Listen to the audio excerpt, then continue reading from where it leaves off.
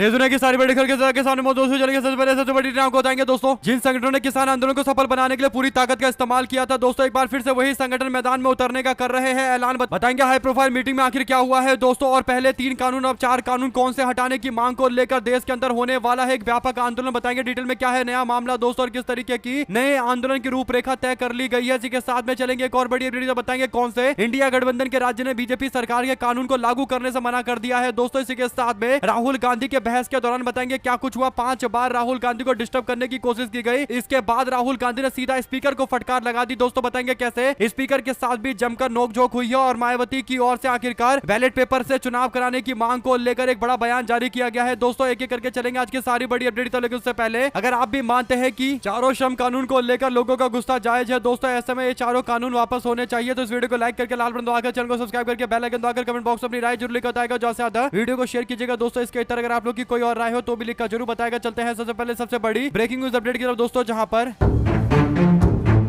2019 के लोकसभा चुनाव में जबरदस्त जीत के बाद भारतीय जनता पार्टी कई सारे कानून लेकर आने लगी दोस्तों, यानी बीजेपी का कॉन्फिडेंस एकदम हाई हो गया कि भारतीय जनता पार्टी के पास पूरी तरीके से पूर्ण बहुमत की सरकार है, तो बीजेपी कुछ भी कर सकती है दोस्तों। उस दौर में बीजेपी ने 4 कानून का मसौदा तैयार किया दोस्तों, जिसमें वेतन संहिता 2019, औद्योगिक संबंध संहिता 2020 और सामाजिक सुरक्षा संहिता 2020 और व्यावसायिक सुरक्षा, स्वास्थ्य और कार्यस्थल स्थिति संहिता 2020, यानी चारों के चारों कानून के मसौदे तैयार कर लिए गए थे दोस्तों, और तभी कानून लागू करने को लेकर चर्चा कर रहे थे दोस्तों। लेकिन तीनों काले कानून लागू करने के बाद से जिस तरीके से कृषि कानून के खिलाफ जोरदार तरीके का आंदोलन हुआ दोस्तों, और काला कानून बताते हुए पंजाब से लेकर देश भर के किसानों ने जोरदार तरीके का विरोध किया दोस्तों, और 2020 से लेकर 21 के बीच में किसानों का आंदोलन जबरदस्त तरीके से चलता रहा। 17 सितंबर 2020 को शुरू हुआ आंदोलन आखिरकार 11 दिसंबर 2021 को नरेंद्र मोदी के ये कहने के साथ समाप्त हुआ कि मेरी तपस्या में कुछ कमी रह गई होगी, यानी नरेंद्र मोदी इनडायरेक्ट तरीके से अपनी गलती मानते हुए कानून वापस लेने के लिए मजबूर हो जाते हैं दोस्तों। जोरदार आंदोलन से बीजेपी को समझ में आ गया कि वो किसी भी तरीके के कानून जबरदस्ती लोगों के ऊपर नहीं थोप सकते। इसके बाद लगभग 5 साल तक भारतीय जनता पार्टी इंतजार करती रही दोस्तों, और जब पिछले महीने 14 तारीख को बिहार इलेक्शन के रिजल्ट सामने आते हैं दोस्तों, और एसआईआर और 10,000 रुपए के कारण बीजेपी और एनडीए गठबंधन की वापस से सरकार बन जाती है, तो उसके बाद 20 नवंबर 2025 को गजट नोटिफिकेशन जारी करते हुए वेतन संहिता 2019 को लागू कर दिया जाता है दोस्तों, यानी श्रमिकों को लेकर बनाए गए 4 कानून में से एक कानून को लागू कर दिया जाता है। इसके बाद 19 और 20 तारीख को ही औद्योगिक संबंध संहिता 2020 को लागू कर दिया जाता है दूसरे कानून को। इसी के साथ में सामाजिक सुरक्षा संहिता 2020 को भी उसी दिन लागू कर दिया जाता है, और व्यावसायिक सुरक्षा, स्वास्थ्य और कार्यस्थल स्थिति संहिता 2020 को भी लागू कर दिया जाता है दोस्तों, यानी 2020 के कानून को 2025 में 19 नवंबर 2025 को, यानी आज से तकरीबन 20 दिन पहले लागू कर दिया गया दोस्तों। जैसे ही ये खबर सामने आती है उसके बाद से किसान आंदोलन के टाइम में मजबूती के साथ किसानों का साथ देने वाले श्रमिक संगठनों ने भी एक बैठक बुलाने का ऐलान किया दोस्तों। इसके बाद 8 तारीख को एक बैठक बुलाई जाती है। 8 दिसंबर को बुलाई गई बैठक में अलग अलग श्रमिक संगठनों के लोग मौजूद रहे दोस्तों, जिसमें सीआईटीयू यानी central of Indian trade union यानी वामपंथी ट्रेड यूनियन के लोग मौजूद रहे, एआईटीयूसी यानी all India trade union Congress के लोग मौजूद रहे, आईएनटीयूसी यानी Indian national trade union Congress के लोग मौजूद रहे, एचएमएस यानी हिंदुस्तान मजदूर सभा के लोग मौजूद रहे, और एआईयूटीयूसी यानी all India United trade union centre के लोग मौजूद रहे दोस्तों। इसी के साथ में टीयूसीसी यानी ट्रेड यूनियन कोऑर्डिनेशन सेंटर के लोग मौजूद रहे, सेवा यानी सेल्फ एम्प्लॉयड वुमेन एसोसिएशन और AICCTU यानी all India central council for trade union के साथ साथ और भी कई संगठन के लोग मौजूद थे, यानी तकरीबन 15 यानी 2 दर्जन से ज्यादा संगठन के लोग मौजूद थे दोस्तों। और ये बैठक बुलाई गई। इस बैठक में 8 तारीख को आने वाले 2 महीने की रूपरेखा तय की गई है दोस्तों। आपको बता दें कि श्रमिक संगठनों जिसमें केंद्रीय ट्रेड यूनियन और सेक्टोरल फेडरेशन के संयुक्त मंच के लोग मौजूद रहे, उन्होंने 4 लेबर कोड के खिलाफ चरणबद्ध तरीके से यानी एक एक करके आंदोलन को तेज करने और फरवरी 2026 में देशव्यापी आम हड़ताल करने की घोषणा की है दोस्तों। उनकी मुख्य मांगे है लेबर कोड को पूरी तरीके से वापस लिया जाए और मजदूरों के पक्ष में नीतिगत बदलाव किए जाए। फरवरी 2026 में देशव्यापी आम हड़ताल करने का जो निर्णय लिया गया है, आखिर हड़ताल कौन सी तारीख को किया जाएगा, इस बात का पक्का डेट फिक्स करने के लिए 22 दिसंबर 2025 को अगली बैठक बुलाई गई है दोस्तों, जिसमें चारों लेबर कोड्स को वापस लेने के साथ साथ न्यूनतम मजदूरी बढ़ाने और सभी श्रमिकों के लिए सामाजिक सुरक्षा की मांग की जाएगी। ठेकेदार व्यवस्था यानी ठेका व्यवस्था और आउटसोर्सिंग पर रोक लगाने की मांग के साथ साथ ड्राफ्ट श्रम शक्ति नीति 2025 को वापस लेने जैसी मांगे भी शामिल है दोस्तों। आपको बता दें कि जो आंदोलन है उसे लेकर जो कुछ बातें अब सामने आने लगी है दोस्तों, उसके अनुसार कार्यस्थल स्तर पर काली पट्टी पहनकर विरोध किया जाएगा और विरोध दिवस गेट मीटिंग की जाएगी और रैलियां धरने जिला स्तर पर प्रदर्शन किया जाएगा। इसके बाद फरवरी 2026 में देशव्यापी आम हड़ताल किया जाएगा। सेक्टर वाइज अभियान चलाए जाएंगे। बैंक हो या फिर बीमा सेक्टर के लोग हो, बिजली, परिवहन, कोयला, स्टील, सरकारी पब्लिक सेक्टर के लोग हो, स्कीम वर्कर्स हो या फिर अपने अपने सेक्टर से जुड़े हुए अलग अलग लोग हो, वे सभी के सभी अपने अपने टाइम के हिसाब से हड़ताल या प्रदर्शन करते हुए एक चीज की मांग करेंगे कि चारों कानून वापस होने चाहिए, यानी जो चारों श्रमिक कानून है उनको बिना हिचकिचाहट के वापस किया जाना चाहिए। केंद्र सरकार पर राजनीतिक सामाजिक दबाव बढ़ाने के साथ साथ प्री बजट मीटिंग और मेमोरेंडम, राज्यपाल कलेक्टर को ज्ञापन देने और संसद के सत्र के दौरान घेराव जैसे कई सारे और कार्यक्रम को लेकर 22 तारीख को चर्चा होगी और आधिकारिक तौर पर ऐलान कर दिया जाएगा। फाइनेंशियल एक्सप्रेस रिपोर्ट में ये बातें सामने आई है दोस्तों। ऐसे में धीरे धीरे करके अब सब कुछ समझ में आने लगा है। 22 तारीख को अंतिम निर्णय लिया जाएगा। कुल मिलाकर दोस्तों संयुक्त किसान मोर्चा अपने आंदोलन को सफल इसलिए बना पाया दोस्तों क्योंकि किसान मजदूर एकता पूरी तरीके से एकजुट था, यानी किसानों ने भी सपोर्ट किया था और मजदूर समाज के लोग खासकर जो श्रमिक संगठन थे पूरी तरीके से किसानों के साथ में खड़े थे दोस्तों। अब क्योंकि श्रमिकों का आंदोलन होगा तो किसान भी जरूर साथ देंगे। ऐसे में 22 तारीख को सब कुछ खुलकर सामने आ जाएगा। लेकिन ये बात तय है कि किसान आंदोलन से कोई छोटा आंदोलन होता हुआ अभी दिखाई देने वाला नहीं है दोस्तों। देखते हैं बीजेपी सरकार की ओर से क्या रुख अपनाया जाता है और वो क्या इस पर जवाब देते हैं। जो भी जानकारी से जुड़ी आती रहेगी आप लगातार अपडेट पहुंचाते रहेंगे। चलते हैं एक और बिग न्यूज अपडेट की तरफ दोस्तों, जहां पर चारों कानून को लेकर अलग अलग राज्यों की प्रतिक्रिया आनी शुरू हो गई है दोस्तों। पश्चिम बंगाल की मुख्यमंत्री ममता बनर्जी ने कहा है कि वो केंद्र सरकार के द्वारा लाए जाने वाले चारों कानून का विरोध करेंगी और उसको अपने राज्य यानी पश्चिम बंगाल के अंदर राज्य में लागू नहीं करने दिया जाएगा केंद्र के कानून को। कुल मिलाकर दोस्तों इससे पहले अलग अलग कानून को लेकर भी पश्चिम बंगाल और विपक्षी शासित राज्य ने विरोध किया है। देखते हैं विपक्ष की अन्य राज्य की सरकारों के द्वारा क्या जानकारी दी जाती है दोस्तों। जो भी अपडेट आती रहेगी आप लगातार पहुंचाएंगे। लेकिन अब एक बात तय है कि ये मुद्दा जोरदार तरीके से चर्चा का विषय बनेगा दोस्तों। ऐसे में इस मामले से जुड़ी पर की सारी बड़ी अपडेट के लिए जरूरी है कि आप इस चैनल को सब्सक्राइब कर लीजिए ताकि आप तक पूरी जानकारी लगातार पहुंचती रहे और वीडियो को लाइक करना मत भूलिएगा दोस्तों। और कमेंट बॉक्स में इस पूरे मामले पर राय जरूर दीजिएगा और डिस्कशन में भाग लीजिए। चलते हैं एक और बड़ी अपडेट की तरफ, जहां पर संसद के शीतकालीन सत्र लगातार जारी है दोस्तों। ऐसे में 7वां दिन संसद के सत्र का काफी ज्यादा दिलचस्प रहा दोस्तों। इस दौरान विपक्ष के नेता राहुल गांधी ने SIR और चुनाव सुधार पर अपनी बातें सदन के सामने रखी दोस्तों। संबोधन के दौरान उन्होंने कहा कि केंद्र सरकार RSS देश के संस्थानों पर कब्जा करना चाहते हैं। राहुल गांधी की 28 मिनट की स्पीच के दौरान 5 बार हंगामा हुआ दोस्तों। स्पीकर ने विपक्ष को फटकार भी लगाई। राज्यसभा के नेता विपक्ष के वरिष्ठ नेता मल्लिकार्जुन खड़गे ने भी वंदे मातरम के नारे लगाए दोस्तों। दरअसल हुआ यह कि मंगलवार को राहुल गांधी चुनाव सुधार और SIR के मुद्दे पर बयान दे रहे थे। केंद्र सरकार RSS देश के संस्थानों पर कब्जा करना चाहते हैं और लगातार प्रयास हर तरीके से कर रहे हैं। राहुल गांधी ने जैसे ही ये बात बोली NDA गठबंधन के सांसद हंगामा करने लगे। स्पीकर ने राहुल गांधी को समझाने की कोशिश की, यानी स्पीकर उल्टा राहुल गांधी को समझाने लगे कि इस तरीके की बातें मत करिए, चुनावों पर चर्चा कीजिए। यानी दोस्तों स्पीकर का काम था हंगामा करने वाले सांसदों को रोकना, लेकिन स्पीकर उल्टा राहुल गांधी को ही रोक रहे थे। स्पीकर ने सदन की गरिमा बनाए रखने के लिए कई बार चेतावनी जारी कर दी दोस्तों। कुल मिलाकर राहुल गांधी को ही बार बार फटकार लगाने की कोशिश की जाती है, लेकिन NDA गठबंधन वाले ज्यादातर सांसद जबरदस्ती का राहुल गांधी को परेशान करने की कोशिश कर रहे थे। 5-5 बार उनकी बातों को रोकने का प्रयास किया गया। ऐसा ही अगर नरेंद्र मोदी के भाषण के दौरान कर दिया जाए तो स्पीकर विपक्ष के लोगों पर भड़क जाएंगे दोस्तों। अगर आप भी मानते हैं कि भाजपा वाले जो करते हैं घूमकर बातें जब उनके ऊपर आ जाती है तो फिर रोने धोने लगते हैं और कहते हैं कि नरेंद्र मोदी को बोलने नहीं दिया जाता। अगर आप भी मानते हैं कि आज राहुल गांधी को बोलने से रोक रहे हैं, कल मोदी के साथ भी ऐसा भाषण के दौरान हो सकता है, तब बीजेपी के लोग चिल्लाएंगे। तो इस पर क्या कहना चाहिए दो शब्द जरूर लिखकर बताएगा दोस्तों। चलते हैं एक और बड़ी अपडेट की तरफ, जिसमें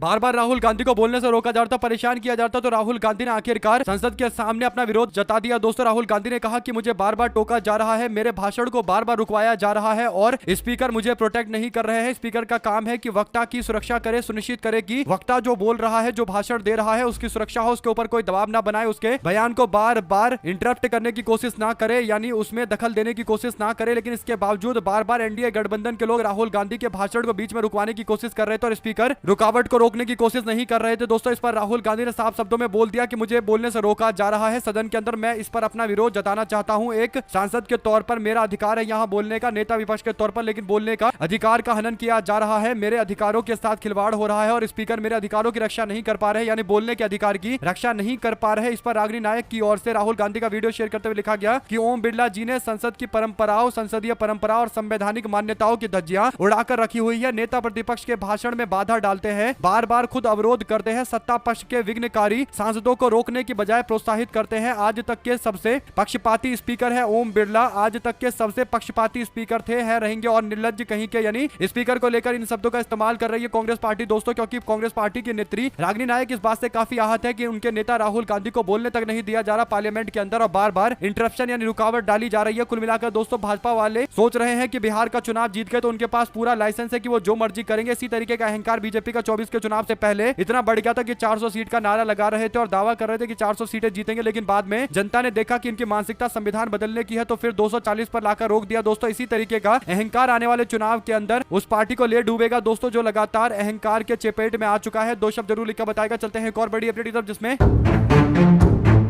उत्तर प्रदेश की कई बार मुख्यमंत्री, लगभग 4 बार मुख्यमंत्री रही मायावती जी ने एक बयान जारी किया है दोस्तों सोशल मीडिया के माध्यम से। वो कहती हैं कि जैसा कि विदित है, जैसा कि सबको पता है कि आज संसद के अंदर चुनाव सुधार को लेकर चर्चा हो रही है और अंततः बीएसपी की ओर से इस संबंध में यह कहना चाहती हूं कि चुनाव की प्रक्रिया में अन्य सुधार लाने के साथ साथ 3 खास सुधार लाए जाने चाहिए। उन्होंने जो 3 सुधार की मांग की है दोस्तों, उसमें पहले सुधार के मांग के तहत कहती है कि एसआईआर की प्रक्रिया में समय बढ़ाने का प्रयास किया जाना चाहिए, यानी एसआईआर के लिए और टाइम दिया जाना चाहिए। मतदाता सूची संशोधन यानी एसआईआर के लिए तय की गई समय सीमा काफी कम है, 11 तारीख की समय सीमा है दोस्तों कल तक की, जिससे बीएलओ के ऊपर दबाव बन रहा है और कुछ ने तो जान गंवा दी है। उत्तर प्रदेश में 15 करोड़ 40 लाख के आसपास मतदाता राज्य में जल्दबाजी से गरीब और माइग्रेंट मतदाताओं के नाम कट सकते हैं जो उनका संवैधानिक अधिकार छीने जैसा होगा। बीएसपी ने सुझाव दिया कि समय सीमा बढ़ाई जाए, खासकर जहां तत्काल चुनाव ना हो वहां पर तो सीमा बढ़ाई जा सकती है, वहां पर जल्दी एसआईआर कराने की क्या जरूरत है। दूसरा ये कि जो आपराधिक छवि वाले उम्मीदवार होते हैं उन पर जिम्मेदारी तय होनी चाहिए। सुप्रीम कोर्ट के दिशा निर्देश के अनुसार उम्मीदवारों को हलफनामा स्थानीय अखबारों में और उनकी पार्टी के राष्ट्रीय अखबारों में आपराधिक इतिहास को प्रकाशित करना पड़ता है। समस्या यह है कि उम्मीदवार पार्टी से बातों को छुपाते हैं, स्क्रूटनी में पता चलता है तो पार्टी पर बोझ आ जाता है। बीएसपी का सुझाव है कि सारी जिम्मेदारी, लीगल लाइबिलिटी सिर्फ और सिर्फ उम्मीदवार की होनी चाहिए, किसी पार्टी की नहीं होनी चाहिए। यानी अगर कोई उम्मीदवार ये बताने में फेल होता है कि उसके ऊपर कितने क्रिमिनल मामले दर्ज हैं, कितने आपराधिक रिकॉर्ड है, तो फिर उसके खिलाफ कार्रवाई होनी चाहिए, पार्टी की कोई जिम्मेदारी तय नहीं होनी चाहिए। तीसरी बड़ी डिमांड वो करती है कि ईवीएम की जगह बैलेट पेपर से चुनाव होने चाहिए और 100% वीवीपैट का मिलान किया जाना चाहिए। उन्होंने कहा कि ईवीएम में लगातार शिकायतें आ रही है, बैलेट पेपर की प्रथा बहाल की जानी चाहिए और बूथों पर, हर बूथ पर तब तक 100% पर्चियों का मिलान होना चाहिए जब तक इस पर विचार विमर्श किया जा रहा है और लागू करने के लिए प्रक्रिया का इस्तेमाल किया जा रहा है। यानी बैलेट पेपर लाने के लिए कुछ टाइम भी लग सकता है, तो उस बीच में 100% वीवीपैट के स्लिप की ईवीएम के साथ में मिलान की जानी चाहिए और ईसी का समय लगने का तर्क गलत है। यानी ईसी जो कहता है कि हम लोग बैलेट पेपर से चुनाव कराएंगे तो टाइम लगेगा गिनने में। मायावती कहती है कि जब चुनाव कराने में 1-1 महीना, 1.5 महीना लगता है तो फिर गिनने में अगर 2-4-5 घंटे, 10 घंटे, 20 घंटे या 1-2 दिन एक्स्ट्रा लग जाएंगे तो उससे क्या हो जाएगा। यानी लोगों की एक तरीके से जो सबसे बड़ा विश्वास है वो चुनाव की प्रक्रिया पर तभी है जब बैलेट पेपर से चुनाव हो। यानी ईवीएम एक इलेक्ट्रॉनिक वोटिंग मशीन है, उससे लेकर तमाम तरीके की समस्याएं हैं दोस्तों। दुनिया भर के बड़े बड़े देश ईवीएम का इस्तेमाल नहीं करते, तो मायावती जी ने भी इसी और कहा है कि चुनाव आयोग को ध्यान देना चाहिए और बैलेट पेपर से चुनाव कराना चाहिए। अगर आप भी मानते हैं दोस्तों कि बैलेट पेपर से चुनाव होंगे तो लोगों का विश्वास चुनाव पर और ज्यादा बढ़ेगा, प्रक्रिया पर बढ़ेगा, चुनाव आयोग पर बढ़ेगा और ये एक संस्थान के लिए भी अच्छी बात है, एक देश के लिए भी अच्छी बात है कि लोकतंत्र पर लोगों का भरोसा और ज्यादा सुदृढ़ होगा। और एकदम सही डिमांड कर रही है बहन कुमारी मायावती। 2 शब्द जरूर लिखकर बताएगा दोस्तों उनके डिमांड के ऊपर, और इसके इतर अगर आप लोग कुछ और कहना चाहते हैं तब भी लिखकर जरूर बताएगा। चलते हैं एक और बड़ी अपडेट की तरफ जिसमें सुप्रीम कोर्ट में एसआईआर की वैधता को चुनौती देने वाली याचिकाओं पर 9 दिसंबर 2025 को सुनवाई पूरी की गई दोस्तों, जिसमें पश्चिम बंगाल, तमिलनाडु, केरल, उत्तर प्रदेश, असम जैसे राज्यों के मामले शामिल थे। बीएलओ की सुरक्षा को लेकर सबसे ज्यादा चिंता सुप्रीम कोर्ट ने जाहिर की है। दरअसल हुआ ये कि सुप्रीम कोर्ट ने इलेक्शन कमीशन ऑफ इंडिया से रिपोर्ट मांगी है और कहा है कि राज्य अगर सहयोग नहीं करेंगे तो अराजकता फैल जाएगी। समय सीमा विस्तार को लेकर केरल की एसआईआर समय सीमा की मांग पर ईसी को निर्देश दिया गया और यूपी जैसे बड़ी आबादी वाले राज्य में जल्दबाजी को लेकर भी सवाल खड़े किए गए हैं। पश्चिम बंगाल, तमिलनाडु, असम में छूट डालने की मांग पर ईसी राज्यों से जवाब मांगा गया है दोस्तों। सीजीआई सूर्यकांत ने लगातार याचिकाओं को लेकर असंतोष भी जताया है। अब अगली सुनवाई 16 से 17 दिसंबर के बीच में हो सकती है। एसआईआर फेज 2 का एनमरेशन 4 नवंबर को होने वाला था, लेकिन कई जगह पर 11 तारीख तक डेट बढ़ा दिया गया है दोस्तों। ऐसे में देखते हैं आगे क्या कुछ जानकारी आती है। कुल मिलाकर एसआईआर पर चर्चा अभी सबसे ज्यादा हॉट टॉपिक बना हुआ है, क्योंकि इसे लेकर अलग अलग तरीके की राय है। कुछ लोगों का मानना है कि एसआईआर में काफी ज्यादा जल्दबाजी की जा रही है। कई राज्यों में तो चुनाव भी नहीं है, इसके बावजूद इतना टाइम लिया जा रहा है, यानी काफी ज्यादा टाइम है, इसके बावजूद थोड़े से टाइम में करने की कोशिश की जा रही है। आप लोग पूरे मामले पर 2 शब्द जरूर लिखकर बताएगा दोस्तों, ज्यादा से ज्यादा वीडियो को शेयर कीजिएगा। चलते हैं एक और बड़ी अपडेट की तरफ, जहां पर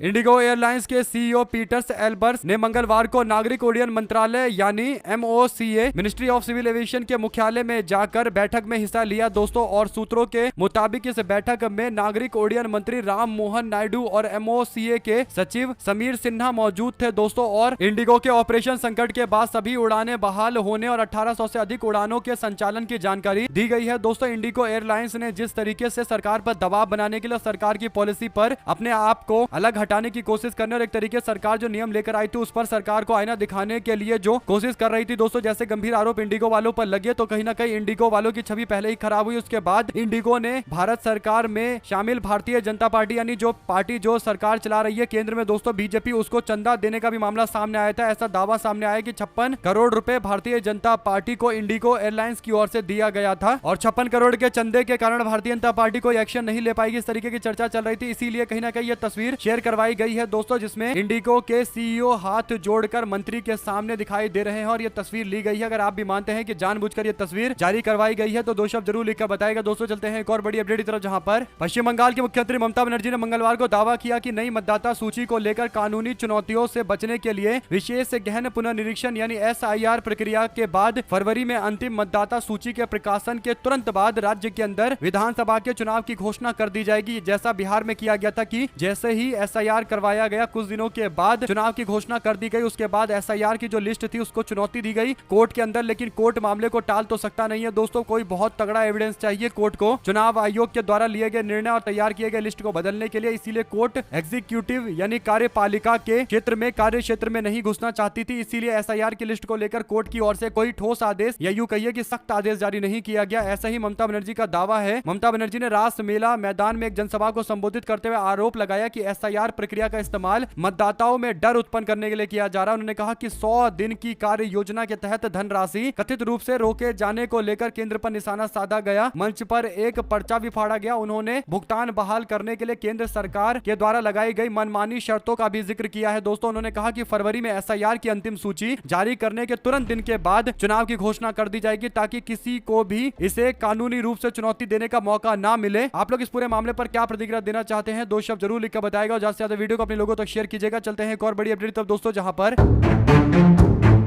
कर्नाटका के उप मुख्यमंत्री DK शिव कुमार ने मंगलवार को आरोप लगाया कि केंद्र किसानों की समस्या के समाधान के लिए इस दक्षिण राज्य के साथ सहयोग नहीं कर रहा है। उन्होंने कहा कि विधानमंडल का चालू शीतकालीन सत्र राज्य में ज्वलंत मुद्दों के मुख्य रूप से किसानों पर केंद्रित होगा। उन्होंने विपक्ष से फसल खरीद और क्षेत्रीय विकास के मुद्दे को लेकर केंद्र पर दबाव बनाने के लिए सरकार के साथ आने का आग्रह किया है दोस्तों। कांग्रेस पार्टी की प्रदेश इकाई के अध्यक्ष शिव कुमार ने यहां पत्रकारों से कहा कि हमें नहीं पता कि केंद्र इसे मामले को सुलझाने में हमारे साथ सहयोग क्यों नहीं कर रहा है। हमें नहीं पता कि न्यूनतम समर्थन मूल्य यानी MSP के तहत फसलों के खरीद के लिए धनराशि क्यों जारी नहीं कर रहा है। कर्नाटका विधानमंडल का शीतकालीन सत्र बेलगावी में आयोजित किया जा रहा था दोस्तों। भारतीय जनता पार्टी के लोगों ने किसानों के साथ अन्याय हो रहा है के खिलाफ नारे लगाते हुए इस तरीके के नारे लगाते हुए मंगलवार को विरोध प्रदर्शन किया। शिव कुमार ने बीजेपी के प्रदर्शन के आह्वान की आलोचना करते हुए सिंचाई और फसल खरीद पर निर्णायक कदम उठाने के पार्टी के रिकॉर्ड के बारे में जिक्र किया दोस्तों। उन्होंने कहा कि भाजपा वालों को केंद्र सरकार के द्वारा जो कर्नाटका के किसानों को राहत नहीं दिया जा रहा, कर्नाटका के किसानों को राहत राशि नहीं दी जा रही, उस पर अपने लोगों से बातचीत करनी चाहिए। केंद्र सरकार किसानों की समस्या कर्नाटका के अंदर सुन ही नहीं रही है और कर्नाटका के साथ अन्याय हो रहा है। भाजपा वाले कर्नाटका के हक का पैसा बीजेपी की केंद्र सरकार से कर्नाटका को दिलवाए और वहां जाकर आंदोलन करे। साथ साथ दोस्तों एक्सक्लूसिव इन्फो देते हुए अजय झा बताते हैं कि सूत्रों के मुताबिक कांग्रेस पार्टी से निलंबित नवजोत कौर सिद्धू दिल्ली में है, लेकिन कांग्रेस पार्टी के आला कमान का उनसे मिलने का कोई कार्यक्रम नहीं है। आला कमान नवजोत कौर सिद्धू के द्वारा लगाए गए आरोपों को बेबुनियाद बता रहा है। कांग्रेस पार्टी आला कमान के निर्देश पर ही पंजाब कांग्रेस के प्रधान राजा वड़िंग की ओर से कार्रवाई करते हुए बिना नोटिस के नवजोत सिंह सिद्धू की पत्नी नवजोत कौर सिद्धू को पार्टी से निलंबित किया गया। कांग्रेस पार्टी के नेतृत्व में राजा वड़िंग के फैसले का पूरा साथ मिलता हुआ नजर आ रहा है दोस्तों। नवजोत कौर सिद्धू को ना ही नेतृत्व ना ही प्रभारी मिलने का कोई समय दिया गया, यानी नवजोत कौर सिद्धू से कोई कांग्रेस पार्टी का नेता मिल नहीं रहा दोस्तों, क्योंकि कांग्रेस पार्टी आला कमान को लेकर जो झूठे आरोप लगाए गए थे तत्काल एक्शन लिया गया। अगर आप भी मानते हैं कि इस तरीके की झूठी बयानबाजी करने पर इसी तरीके से फौरन एक्शन होना चाहिए, किसी को माफ नहीं करना चाहिए, क्योंकि पार्टी एक डिसिप्लिन के तहत चलनी चाहिए। अगर पार्टी में इस तरीके की इनडिसिप्लिन यानी अराजकता अलाउ कर दी जाएगी दोस्तों तो कोई भी उठकर किसी भी तरीके का आरोप लगा देगा और इसीलिए नवजोत कौर सिद्धू को हटाया गया। तो अब वो कांग्रेस पार्टी आला कमान से मुलाकात करने करने के लिए दिल्ली के चक्कर काट रही है। साथ साथ पार्टी नेतृत्व ने साफ कर दिया है कि नवजोत कौर सिद्धू को वापस लेने का कोई मतलब नहीं है। झूठे और बेबुनियाद आरोप पर कोई भी माफ नहीं कर सकता। दो शब्द जरूर लिखकर बताएगा। दोस्तों चलते हैं एक और बड़ी अपडेट की तरफ, जहां पर मध्य प्रदेश में भारतीय जनता पार्टी की मंत्री है प्रतिमा बागरी। उनसे एक मीडिया वाला सवाल पूछ रहा है कि ड्रग्स के तस्करी के मामले में आपके भाई को गिरफ्तार किया गया है, गांजा के स्मगलिंग में उसको पकड़ा गया है, इस पर आपकी क्या राय है? तो मंत्री भड़क जाती है और पत्रकार से ही मर्यादा में रहने की बातें करने लगती है और कहती है कि बेफिजूल की बातें पूछ रहे हो, कुछ भी पूछ रहे हो, यानी इतना गंभीर मामला है दोस्तों और उनके परिवार से जुड़ा हुआ है, सवाल पूछ ले मीडिया वाले तो भड़क गई। आप लोग इस पर क्या कहना चाहते हैं? प्रतिमा बागरी के रिस्पॉन्स पर क्या कहना चाहते हैं? दोस्तों चलते हैं एक और बड़ी अपडेट की तरफ, जहां पर राहुल गांधी ने कांग्रेस पार्टी के लोगों का, उनके संगी साथियों का भी जोरदार सम्मान किया है। दोस्तों राहुल गांधी पार्लियामेंट में भाषण देकर आ रहे थे, उसके बाद जब पार्लियामेंट के अंदर एक रूम में पहुंचे दोस्तों, तो वहां पर सोनिया गांधी का जन्मदिन मनाया जा रहा था और जन्मदिन की बधाई देने के लिए सोनिया गांधी जी के पास कई सारे नेता मौजूद थे, जिसमें समाजवादी पार्टी के सांसद अखिलेश यादव, उनके पार्टी के नेता और सांसद डिंपल यादव भी मौजूद थी दोस्तों, और अन्य पार्टी के लोग भी मौजूद थे और सोनिया गांधी को बधाई दे रहे थे। अखिलेश यादव मल्लिकार्जुन खड़गे के बगल में बैठे हुए थे और राहुल गांधी खड़े थे, यानी राहुल गांधी कुर्सी पर नहीं बैठे थे बल्कि अखिलेश यादव वहां पर बगल में कुर्सी पर बैठे हुए थे। इससे साफ समझ में आता है कि कांग्रेस पार्टी राहुल गांधी अखिलेश यादव का सम्मान करते हैं और अखिलेश यादव भी कांग्रेस पार्टी के नेताओं का सम्मान करते हैं दोस्तों। इसीलिए उत्तर प्रदेश के अंदर कांग्रेस पार्टी और समाजवादी पार्टी की जो जुगलबंदी है वो अपने आप में ही एक अनोखे तरीके की है। इसीलिए भाजपा के लोग 24 में ये सोचकर बैठे थे कि राम मंदिर के मुद्दे पर तो उत्तर प्रदेश में क्लीन स्वीप होगा, एक तरफा जीत जाएंगे, लेकिन क्योंकि राहुल गांधी और अखिलेश यादव एक काफी क्लोज बॉन्ड शेयर करते हैं दोस्तों, दोनों एक दूसरे का सम्मान करते हैं और इसीलिए इसका असर पार्टी के संगठन के एकजुटता में भी देखने को मिलता है। कांग्रेस पार्टी और सपा जितनी मजबूती से आज के डेट में एकजुट हो सकती है, कोई और गठबंधन सहयोगी मुश्किल से ही हो पाएगा। यही इन तस्वीरों से पता चलता है कि राहुल गांधी अखिलेश यादव का सम्मान करते हैं, अखिलेश यादव राहुल गांधी का, और इसीलिए उत्तर प्रदेश की राजनीति में जब भी दो भाई आते हैं एक साथ तो दो भाई दोनों तबाही जैसी स्थिति बन जाती है। आप लोग क्या कहना चाहते हैं दोस्तों? लिखकर जरूर बताएगा। चलते हैं एक और बड़ी अपडेट की तरफ, जिसमें भारत के भगोड़े हीरा कारोबारी मेहुल चोकसी को बड़ा झटका लगा है दोस्तों। उसकी अपील को बेल्जियम की सुप्रीम कोर्ट ने खारिज कर दिया है। भारत के प्रत्यार्पण के खिलाफ वो चुनौती दे रहा था, यानी भारत सरकार इनको वापस लेकर आना चाहती है, लेकिन बेल्जियम के सुप्रीम कोर्ट में इसने याचिका दाखिल की थी। मेहुल चोकसी ने वो चाहता था कि उसको भारत नहीं भेजा जाना चाहिए, लेकिन सुप्रीम कोर्ट से, वहां की सुप्रीम कोर्ट से झटका मिला। आप देखते हैं क्या भारत लाने की प्रक्रिया को और तेज किया जाएगा या फिर मामले को ऐसे ही ठंडे बस्ते में डाला जाएगा। हमारे साथ लगातार जुड़े रहेंगे सभी दोस्तों, भाइयों बहनों मित्रों का बहुत बहुत धन्यवाद। आप लोग देख रहे थे आपका अपना चैनल जय हिंद जय भारत। ज्यादा से ज्यादा वीडियो को शेयर कीजिए दोस्तों। बहुत धन्यवाद।